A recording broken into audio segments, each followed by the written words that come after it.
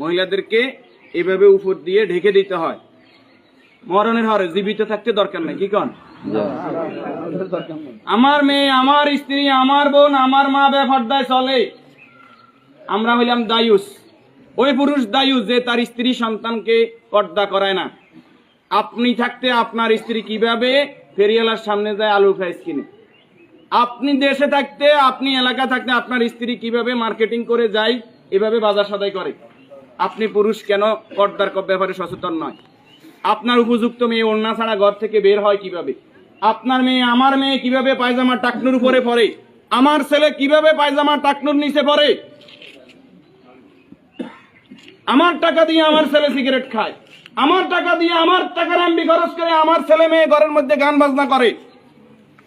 আপনি পুরুষ উদাসীন, আপনার খবর নাই। খোদার কসম, দায়ুস ওই পুরুষ যে পুরুষ তার পরিবারকে দিন শিক্ষা দেয় না, কোরআন শিক্ষা দেয় না, পর্দার কথা বলে না, আর দায়ুস জাহান্নামে যাবে। এই দুনিয়াতে আসছে সাদা কাপড়টার জন্য, শুধু এই সাদা কাপড়টা অ্যারেস্ট করার জন্য। কিন্তু এই সাদা কাপড়টাও নিজের টাকায় কিনা হয়